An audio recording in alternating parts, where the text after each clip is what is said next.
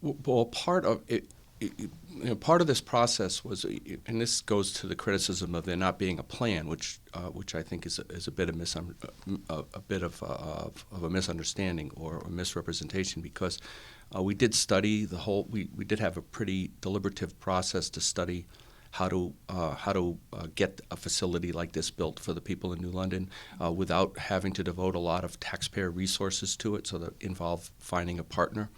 And essentially, New London's the model was, if New London could find the piece of property and donate the property towards the cause, then we could find a partner to build the facility, run the facility, operate the facility, carry the overhead. With New London, of course, as the major partner to sustain it. Location was part of that process. And the reason I jumped on the opportunity to sign a contract for the Edgerton School facility was because I knew from that process of looking at almost every available property, and there is, I don't know if you saw the matrix that the community center collaborative drew up. They listed every property we considered, and they listed the pros and cons.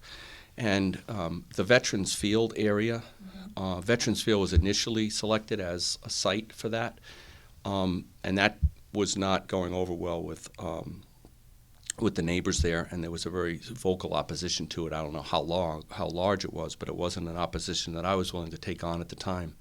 And then you pushed up against some of the historic elements of constructing something on Veterans Field, which is the historic Morgan Park.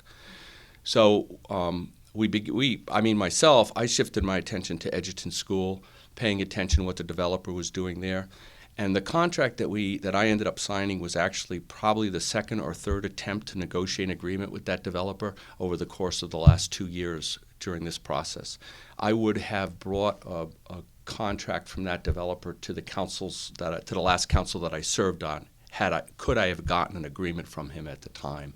But it was always very difficult to get an agreement from him. I can't tell you why we were finally successful in December to be able to negotiate the terms of what I thought was a very good agreement to secure that property for this purpose for New London. The thing I couldn't do in selling the project either to the community or to the 3 councilors who dissented was I couldn't promise them that I've got a partner. I couldn't promise them that, say, the YMCA was going to invest in New London. But I firmly believe that the project cannot move forward without having a piece of property to offer to a potential developer. So that's why I thought the property purchase had to come first.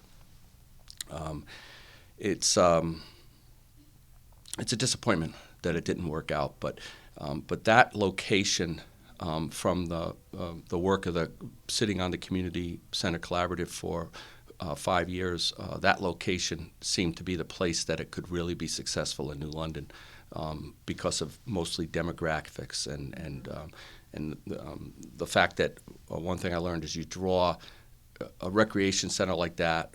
A fitness center will draw from a 3 or 5 mile radius area. That's how far people will drive by a membership and drive. So it would be able to attract the membership base to support the business plan, and then the mission to be able to provide the services to folks that cannot afford memberships.